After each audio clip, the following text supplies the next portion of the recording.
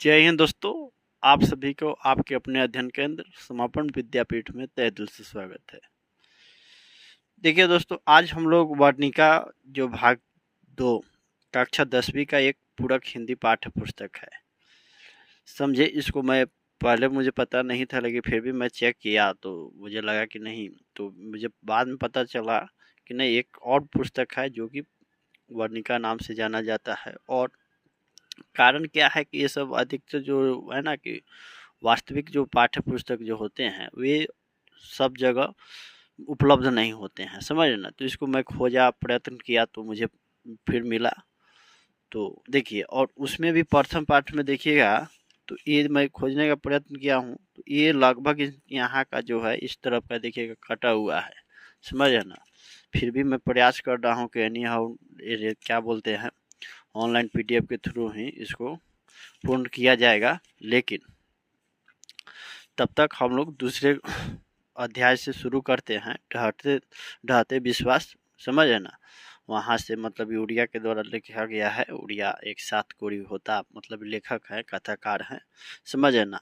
और जैसा कि आप सभी को तो पता ही होगा कि हिंदी साहित्य से प्रश्न पूछे जाते हैं, परंतु कम। कारण क्या है कि हिंदी व्याकरण से अधिक प्रश्न पूछे जाते हैं और उसी से अधिक अंक भी आते हैं। तो इस वजह से इसको भी पढ़े, परंतु ज़्यादा हम लोग को ध्यान उधर ही देना है। ये आप लोग कल को नहीं बोलेंगे कि भैया आप तो नहीं बताए थे ये वगैरह, समझे ना। देखिए, ढाते विश्वास ये शीर्षक है, समझ है ना। और ये सात कोरी होता एक कथाकार है, उनका नाम समझे ना। सात कोरी होता उड़िया के एक प्रमुख कथाकार हैं, समझ है ना। इनका जन्म 29 अक्टूबर 1929 में हुआ था। 29 में मयूरभंज उड़ीसा में हुआ था, समझ ना। पहले उड़ीसा का नाम उत्कल होता था, उड़िया उड़िया लोग कहते थे। अब तक इनकी 1 दर्जन से अधिक पुस्तकें प्रकाशित हो चुकी है। होताजी भुवनेश्वर में भारतीय रेल यातायात सेवा के अंतर्गत रेल समन्वय आयुक्त एवं उड़ीसा सरकार के वाणिज्य एवं यातायात विभाग में विशेष सचिव तथा उड़ीसा राज्य परिवहन निगम के अध्यक्ष रह चुके हैं, समझे ना। इनके कथा साहित्य में उड़ीसा का जीवन गहरी आंतरिकता के साथ प्रकट हुआ है। यह कहानी राजेंद्र प्रसाद मिश्र द्वारा संपादित एवं अनुदित, समझ ना। अनुदित क्या मतलब, ये देखिए ना, यही तो होता है अनिर्दित उड़िया की चर्चित कहानियां विभूति प्रकाशन दिल्ली में यहाँ सभार संकलित है, समझे ना। अब देखिए, अब हम लोग शुरू करते हैं यहाँ से।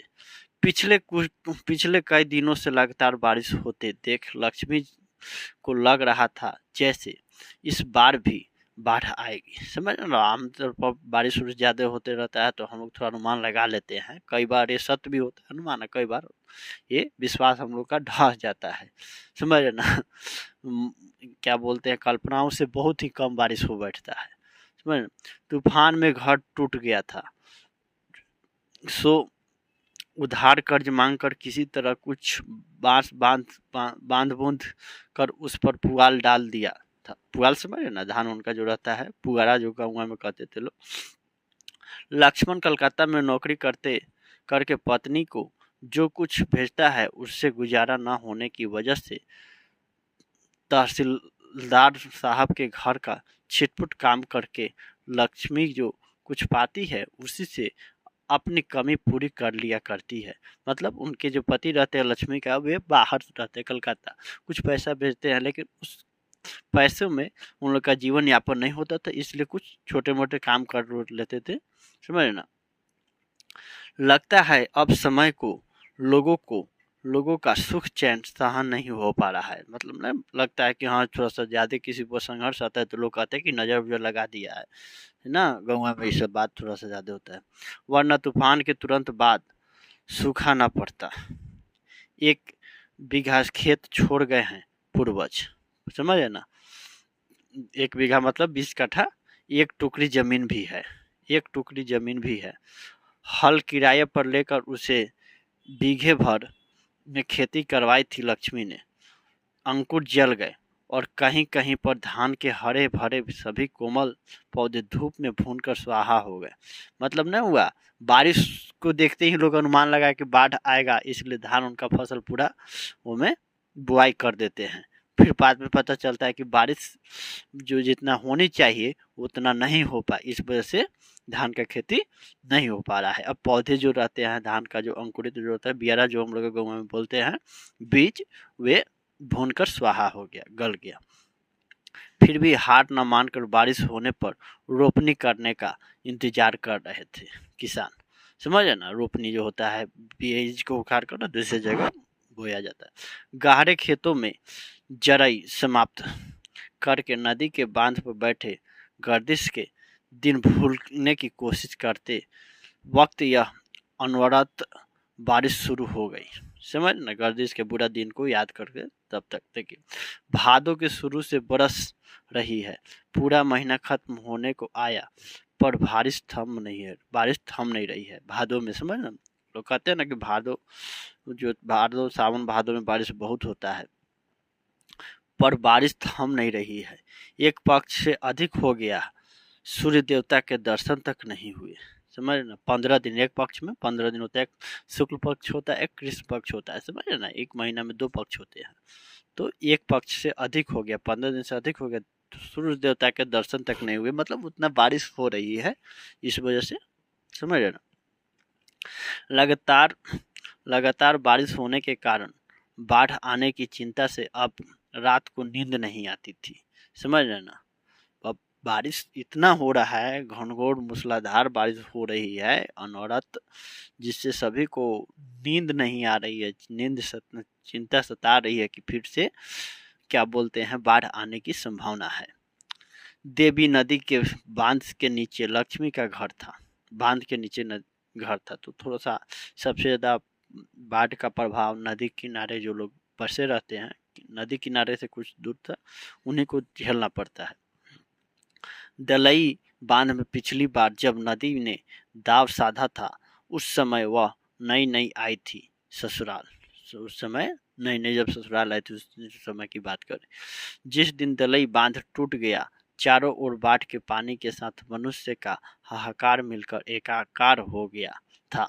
समझ है ना, तो ऐसा होता है ना कि बाढ़ टूट गया तो सब लोग तो भाई जैसे तैसे अपना जीवन यापन करने के लिए विवश हो जाते हैं ना। उसके बाद सब कुछ खत्म हो गया, तुरई के फूल की तरह खिलखिलाकर हंसते लोग सहसा मुरझा गए। समझ रहे ना, फूल की तरह जो खिलखिलाकर हंसते थे लोग, वे अचानक मुरझा गए। समझ ना, विपत्ति आ गई। समझ ना, प्राकृतिक आपदा। समझ ना, मनुष्य की आवाज, उसके शब्द, आनंद, कोलाहल सब रेत में दफन हो गए। मतलब देखिएगा, सब लोग जितना लड़ते झगड़ते रहते हैं, जब एक ऐसा प्राकृतिक आपदा आता है, ऐसा कोई भी ऐसा एक आपदा आता है, तो लोग एक साथ हो जाते हैं, सब अपने आप को दफन का जितना भी गुस्सा क्रोध रहता है, कोलाहल सब दफना देते हैं। कुछ लोग ऐसे होते हैं, लेकिन कुछ लोग उसमें भी अपना इंतजाम कर लेते हैं, लड़ झगड़ भी करते हैं। वे दिन अभी तक नहीं भुला पाई है। कब? जब लक्ष्मी पहली बार शादी के समय आई होती थी, नई ससुराल आई थी तब। कितनी दर्दनाक है वह अनुभूति, कितना भयानक था वह दृश्य। मरी पड़ी माँ के शौक से टिट कर बैठा था बच्चा, संतावना पाने के लिए। कौन देगा उसे संतावना? समझे ना, माँ के शौक, जो माँ, किसी का माँ गुजर गई है, नहीं रही, फिर बच्चा अपना माँ के पास बैठा हुआ है कि कौन उस बच्चे को संभालेगा। इससे पहले कि माँ उसे गोद में उठाए, सियार वनभोज के लिए घसीट ले जाते हैं। समझे ना, तो सियार वार जो रहते हैं तो भाई घसीट उसीट भी ले जाते हैं। उस जीते जाते बच्चे को वह दृश्य याद आते ही सिर से पैर तक शरीर आतंक से सिहर उठता है। यदि दोबारा दलई बांध टूट जाए तो उन्हें कौन बचाएगा?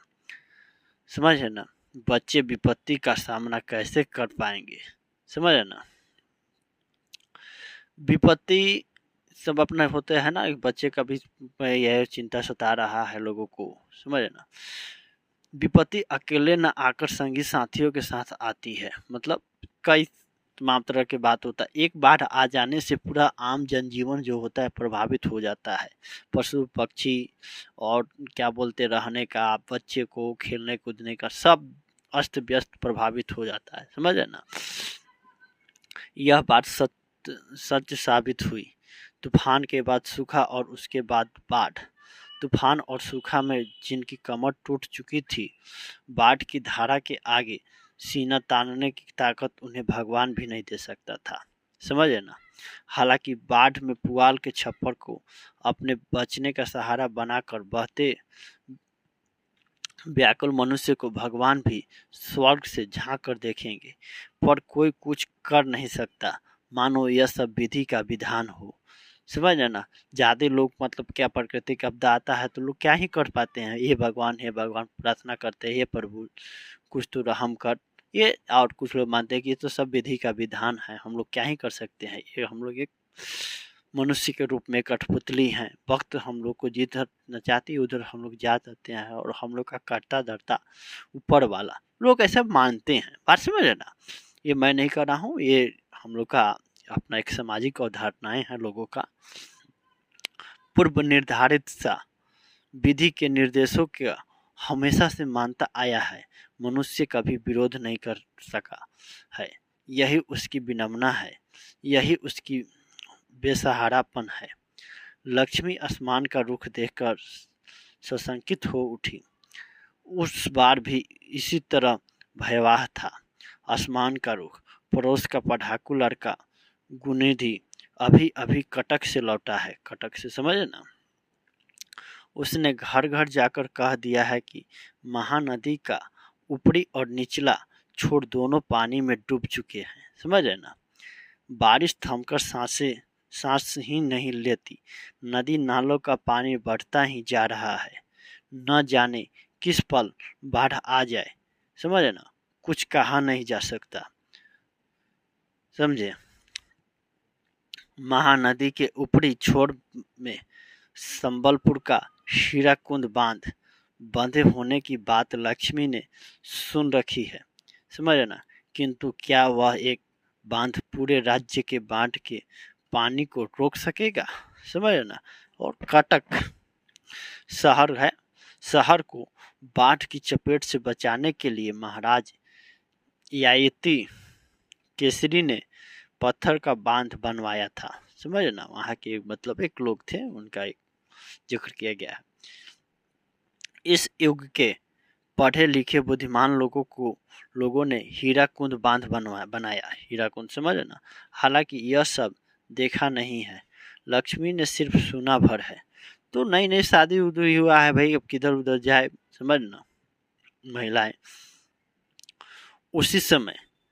उसी हीराकुंद बांध में काम करते समय पत्थर के नीचे दबकर उसके ससुर शहीद हो गए थे। हीराकुंद मतलब ये लक्ष्मी के जो ससुर थे, हीराकुंद बांध में काम करते समय पत्थर के नीचे दब गए थे। समझ है ना। इससे उनका देहांत हो गया था। तो ऐसा लोगों का कहना है। ससुर के देहांत के बाद वह इस घर में बहू बनकर आई थी, और इन 28 वर्षों में उसने कई बार सूखा और तूफान देखे, किंतु इंसान इन बाधा विपत्तियों को मानकर हठीले जंगली भैंसों की तरह अपनी आशा और अपने अरमानों को पूरा करने के लिए निरंतर दौड़ रहा है। समझ रहे ना। न जाने कितनी आशाएं, कितनी अभिलाषाएं उसने भी अपने दिल में संजो रखी है। समझे ना। संजो रखी है। लक्ष्मण के परदेश होने का उसे बेहद दुख है, फिर भी वह बगैर टूटे अच्छे दिनों की प्रतीक्षा किए जा रही है। समझ रहे ना। देखिए, ये मतलब एक कहानी है, किस तरह के कैसा घटना घटित हुआ है उसको बताया जा रहा है। समझ ना भैया। इसमें एक बार आप लोग सुन लीजिए साथ में, बस इसके तरह ज़्यादा कुछ आपको सोचने की आवश्यकता ना है। समझ ना। शायद वह डरावना दिन आते आते रास्ते में कहीं ठहर गया है। जैसे जोबरा अनिकट में महानदी का पानी ठहर जाता है, पर मन हार नहीं मानता। नसीब के साथ तर्क वितर्क करके निकल पड़ता है कूच करने को, समझे ना। लक्ष्मी दलई बांध पर खड़ी होकर महानदी के दोनों किनारों को डूबते हुए देखकर मन ही मन कहती है, किनारा लांघे बगैर चली जा, हमारी हंसी खुशी की दुनिया को और रेतीला मत बना, समझे ना। नदी को के बारे में कैसे लोग अपना कुछ कुछ कहते ही रहते हैं, समझे ना। गांव के लड़कों को इकट्ठा करके गुणानिधि ने सुरक्षा सेवक दल का गठन किया। सुरक्षा सेवक, समझे ना। लड़कों का साथ देने के लिए बूढ़े भी कमर कसकर निकल पड़े हैं, समझे ना। यह तो किसी एक का काम नहीं है, पूरे गांव में फैल गई है बात। बाढ़ आ रही है, हीराकुंड से पानी छोड़ दिया गया है। बांध टूटने की आशंका से लोगों का सहन शक्ति एवं मन के दम्भ को परखने के लिए नदी के वक्ष को व्यापक करते हुए बारिश का पानी बढ़ता ही जा रहा है। बारी बारी से गांव के लड़के दलई बांध की निगरानी कर रहे हैं, समझे ना। बूढ़े उपदेश दे रहे हैं, कमजोर स्थानों पर मिट्टी डाली जा रही है, पत्थर ढोए जा रहे हैं, बांध को और भी मजबूत करने के लिए, समझे ना। रेत की बोरियां इकट्ठी की जा रही है काम में लाने के लिए। तो ये अपना अपना लोग काम कर रहे हैं, किसी भी समस्या से निवारण हेतु तो लोग अपना यथासंभव कदम उठाते ही है ना, तो वे लोग कर रहे हैं। बांध का निगरानी, ये आपसे पूछा जा सकता है कि कैसा था दल का गठन किया गया था, सुरक्षा सेवक, समझे ना। बांध की निगरानी के लिए लक्ष्मी ने अपने बड़े घर लड़के को भेज दिया, समझे ना। अपने साथियों के साथ वह रात भर बांध की निगरानी करेगा, कमजोर स्थानों पर रेत की बोरियां डालेगा, पत्थर ढोएगा। लड़का बाप की तरह कर्मठ है, समझे ना। गठा हुआ शरीर काम करने पर झपट पड़ता है शेर की तरह। घर पर दो लड़कियों और साल भर के लड़के को लेकर अकेली है लक्ष्मी। तो लक्ष्मी अभी जो रह रही है उसके पास कौन, एक लड़के हैं साल भर के और दो लड़कियां हैं, समझे ना। उसे नींद नहीं आती, बच्चे साथ में उनके जो पति रहते हैं वे कलकत्ता में काम कर रहे हैं। नदी की आवाज और बारिश की रिमझिम रिमझिम आहट को कान टेढ़ कर सुनती है वह। कौन सुनती है? लक्ष्मी। लक्ष्मी लक्ष्मी नहीं, लक्ष्मी लक्ष्मी। नदी किनारे गुणानिधि से उसने पूछा था, हिम्मत बंध रही है, क्यों छोटे सकोगे? गुणानिधि ने हंसते हुए कहा, क्यों नहीं सकेंगे मौसी, निठल्ले लोगों के लिए जगह भी तो नहीं है दुनिया में। मतलब निठोले मतलब कह रहे हैं ना, कैसे लोग।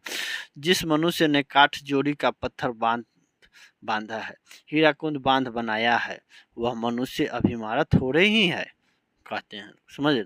उसके चेहरे की चमक देखकर लक्ष्मी को कुछ तसल्ली हुई। कुछ भी कहो, पढ़ लिख कर नालायक नहीं निकला, समझे ना। पैंट शर्ट उतार कर काछ लगाकर अन्य 25 लोगों के साथ कमर कसकर जुटा हुआ है, समझे ना।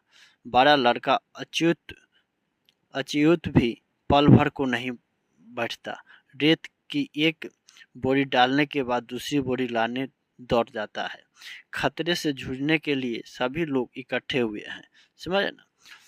तो अपना अपना लोग काम कर रहे हैं। तो ये माँ तो माँ होती है, बच्चों को तो थोड़ा सा है कि भाई ऐसे विपत्ति आए आपदा आए तो उसको कैसे निवारण किया जाए। तो उन्हें नींद नहीं आती है लक्ष्मी जी को, तो फिर भी जाकर लोगों से अपना तसल्ली को लिए और बढ़ाती है। सरपंच ने गुणानिधि से कहा, घर घर खबर पहुंचा दो, सबको सतर्क कर दो, बाढ़ का पानी बढ़ता ही जा रहा है, कल शाम तक यहाँ पहुंच जाएगा। दूसरे दिन सुबह एडसमा बालकुदा एक मुंह से दूसरे मुंह को होती हुई यह बात हवा की तरह चारों ओर फैल गई। किसी को प्रचार नहीं करना पड़ा, बुलावा नहीं देना पड़ा। गांव के युवक बाढ़ के पानी का मुकाबला करने के लिए निकल पड़े। आशंका से सिहर उठे वृद्ध महिला और असक्षम तथा कमजोर लोग। बाढ़ पहली बार नहीं आ रही है, समझे ना, पहले भी कई बार आई है, आगे भी आएगी, लेकिन एक एक बाढ़ जमाने जमाने तक याद है, समझे ना, कि पहले भी आई थी, अभी भी आएगी और आगे भी आएगी। लोग अपना जिक्र करते ही रहते हैं, समझे ना। लोगों की कमर तोड़ डालने की वजह से यह बाढ़ सन 55 से दलई बांध तोड़ने वाली बाढ़ से बड़ी होगी या छोटी कोई नहीं कह सकता। नदी के बांध से उतरते वक्त लक्ष्मी ने कहा, जुटे रहो बच्चों, पानी में रहकर मगरमच्छ से बैर रखना तो मुश्किल है, समझ रहे ना। पानी में रहकर मगरमच्छ से बैर नहीं करना, यहाँ पर लोकोक्ति का प्रयोग किया गया है, समझ रहे ना। बाढ़ अपने रास्ते जाए, तुम अपने रास्ते काम करो, मतलब जैसे है मुसीबत वैसे काम करना चाहिए, जैसे लोग हैं। बाढ़ अपने रास्ते जाए, तुम अपने रास्ते काम में जुटे रहो।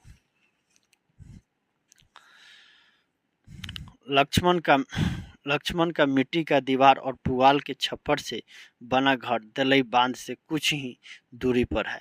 घर के चबूतरे पर बैठने से बांध दिखता है, छप्पर पर बैठने से नदी का पानी दिखता है। इस गांव के इतिहास के साथ नदी का इतिहास लिखा है। दलई बांध की मिट्टी में कई लोगों का परिश्रम, पसीना और खून मिला है। नदी की बाढ़ का विकराल रूप देखने के बावजूद मनुष्य वहां से खिसका नहीं है, समझे ना। नदी के किनारे ही घर बनाया है उसने, समझे ना। इस तरह नगर और जनपद बनते गए और सभ्यता का विकास होता गया। नदी के किनारे मनुष्य के सुख दुख का गीत गाती हुई नदी बह रही है। उसका पानी पीकर, उसी पानी से खेत सींच अनाज उत्पन्न करके वह जी रहा है। नदी की उपजाऊ मिट्टी के जमीन को उर्वर बनाया है। जाल डालकर थोड़ी बहुत मछली पकड़कर सुख चैन से खाना खाते हैं लोग, समझे ना। बाढ़ आई है, बांध के घेरे को तहस नहस किया, पर नदी को किसी ने शत्रु नहीं कहा, समझ रहे ना। न ही कोई उसका किनारा छोड़कर भागा है, बल्कि उसी की ओर देखकर मन ही मन कहा है, शरारती नटखट बच्चे की तरह लोगों को परेशान कर रही है, खुद ब खुद मान जाएगी और अपने रास्ते चली जाएगी। हमारी नदी हमारा ही गीत गाती हुई मुहाने की ओर बह जाएगी। नाव को पतवार से खेते हुए माझी भंज संगीत गाएगा। लक्ष्मी के दिल में बेशुमार आशंकाएं उठती है। बीच बीच में उसका सीना तरक उठता है। मन में अच्छे बुरे ख्याल आते हैं, कहीं विपत्ति वाकई न आ जाए। ऐसा सोचकर सतर्क होते हुए उसने एक बोरे में थोड़ा सा चिवड़ा, समझे ना, 2 कांसे के बर्तन अंगोछा भर कर रख लिया। सन 55 वाली घटना उसे आज तक याद है। उस समय सास ससुर और पति के साथ ऊंचे स्थान पर चढ़ गई थी वह। तब भी एक बोरे में थोड़ा सा चिवड़ा, कुछ कपड़े और 2-4 बर्तन रख लिए थे उन्होंने। मन रह रह कर चौंक उठता था। लक्ष्मण होता तो कुछ सहारा होता, साहस बांधता। क्या बच्चे को लेकर वह इतने बड़े संकट का मुकाबला कर सकेगी, समझ रहे ना। ये सोचती है लक्ष्मी और अपने आप को कोसती है कि ऐसा था वैसा था। उस समय परिस्थिति को याद करती है, पहले का और अभी का, समझ रहे ना। बड़ा लड़का अच्युत सारी रात नदी के बांध पर रहेगा, कहीं बाढ़ का पानी बांध न तोड़ दे, इसलिए रात जागा होगा, रात भर जागरण, समझ रहे ना। बांध के किनारे किनारे रत जगह की व्यवस्था की गई है। रात को मूसलाधार बारिश हो रही थी, फिर भी लड़कों ने अपना मोर्चा नहीं छोड़ा। वही डटे रहे। ठिठुरन भरी हवा से रह रह कर सिहर उठता था उनका शरीर, फिर भी जिद्दी से काम में जुटे हुए थे। सभी मनुष्य जिद कर रहा है, अपनी दिक्कत खुद दूर करने के लिए वह अपनी हार मानने को तैयार नहीं। समझ रहे ना। लक्ष्मी अपनी दोनों लड़कियों और छोटे बेटे को सुलाकर गुहाल में गई। समझ रहे ना। बाद में समय मिले ना मिले इसलिए उसने पाए और गाय गाय है, समझ ना, पाए नहीं, गाय और बछड़े के गले से पगहा रस्सी खोल दिया। दोनों बकरियों को भी कमरे में खुला छोड़ दिया। घर की सारी चीजें एक कमरे में इकट्ठा करके ताला लगा दिया। देखते देखते रात बीत गई। सुबह होते होते बाढ़ के पानी के लिए नदी में जगह नहीं बची थी। बारिश की रफ्तार में कोई फर्क नजर नहीं आया। उसने नदी के बांध की ओर देखा। बांध पर अभी भी लोग काम कर रहे थे। गुणानिध, अच्युत, शंकर, मकरा, चंद्रा सभी हो करके आसपास के लोगों को सतर्क कर रहे थे। दिन के उजाले में सिर्फ पृथ्वी की गर्मी ही नहीं बढ़ती, आदमी भी चुस्त हो जाता और फिर तेजी से काम करने लगता है। हमारे ना जी हठात जरा नीचे की ओर तार के पेड़ के पास पानी की तेज धारा किनारे से टकराई। टकराते हुए पानी बांध के दूसरी ओर लांग गया। 10 वर्षीय गोल मटोल बच्चे की तरह सूर्य देवता दिखलाई नहीं दे रहे थे। फिर भी लक्ष्मी ने अंदाजा लगाया कि समय 12 से कम नहीं है। समझ ना। कुछ लोग मतलब घड़ी उड़ी भी नहीं देखते हैं, फिर भी अंदाजा कर देते हैं, अनुमान पर चल देते हैं कि बेड़ा यहाँ आ गया तो इतना समय हो रहा होगा। सूर्य देवता गुणानिध गाला फाड़ फाड़ कर चिल्लाने लगा। रेत की बोरी तार के पेड़ के पास नदी में घुसी चली आ रही है।